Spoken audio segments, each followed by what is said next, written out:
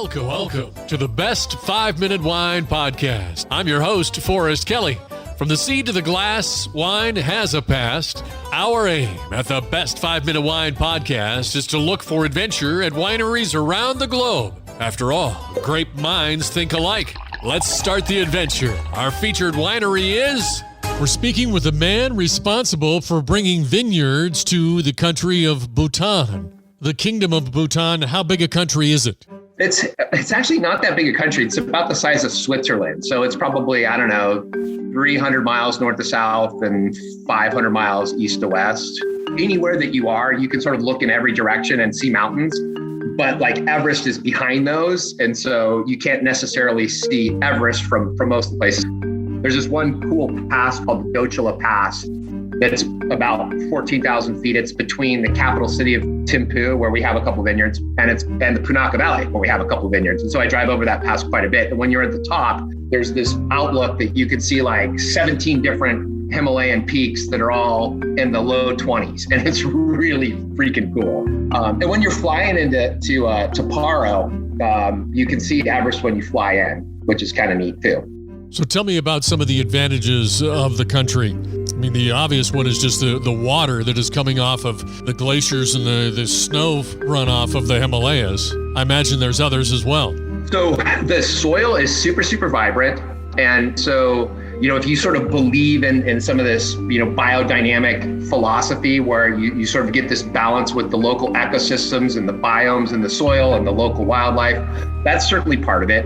They're on track to be the first 100% organic country. So they're really sort of against interventionist agriculture. It's more about trying to find how things will work in those climates. The water is entirely microplastic free because it's just pure runoff from the Himalayan glaciers. So you have this really good water. And the climate, there's a lot of different microclimates there that sort of stretch from jungle at the bottom of the country, at the south side, all the way up to glacier. So you have all these different climate zones within the country that they figured out over the years, like, oh, hey, mandarin oranges grow really, really well down here, where red rice grows really, really well at, 7,500 feet. And my hope is that that's what we're going to find with our grapes, is that, Merlot grows really, really well at 3,000 feet and Riesling grows really, really well at 7,500 feet. So my guess is that that's where it will evolve to over time, as it's done with some of their other crops. But that's a 50-year plan, not a 5-year plan, unfortunately. With a business plan like that, you've obviously done your homework, and it sounds very encouraging down the line. Can you tell me a little bit about the potential markets? One of the leading rosés in India right now is Matus. I don't know if you're familiar with Matus. It's that Portuguese rosé, which sells for about $5 a bottle here in the US. And in India, it sells for $29 a bottle. There's a pretty significant margin opportunity if you can capture that market share without, paying those import taxes and tariffs. So it's one thing to go after a unique area like Bhutan and say, hey, I want to grow a Bhutanese Cabernet here and I want to try to capture the essence of Bhutan, and we're going to export this to London and we're going to sell it for $250 a bottle.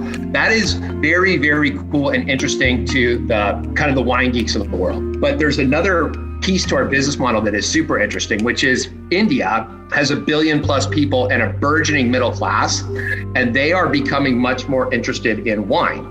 And every other country that's exporting wine to India is paying a pretty big tax and a pretty big tariff in order to sell there. Bhutan has a free trade agreement with India, kind of like what we do with Canada, NAFTA. And so I can sell wine to India and avoid those extra costs. So our model actually is going to be a really bifurcated model where we're going to make this, high-end terroir specific wines that we send to New York and London. But I'm also planning on making a more approachable mid-market type of wine that we're going to sell in quantity down to India. We have the opportunity to alter, the way that wine is consumed in India, as well as the way Bhutan farms. And it's a pretty broad social experiment in addition to just being a cool wine thing. Thank you for listening. I'm Forrest Kelly. This episode of the Best 5-Minute Wine Podcast was produced by iHizzle. If you like the show, please tell your friends and pets and subscribe.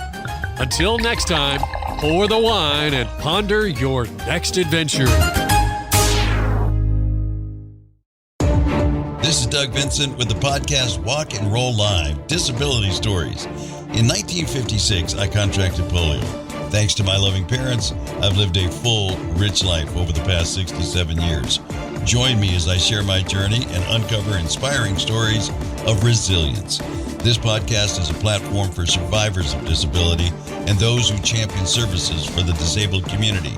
Tune in on Spotify, iHeartRadio, iTunes, whatever your favorite podcast platform is. Let's walk and roll together on this incredible journey of strength and empowerment.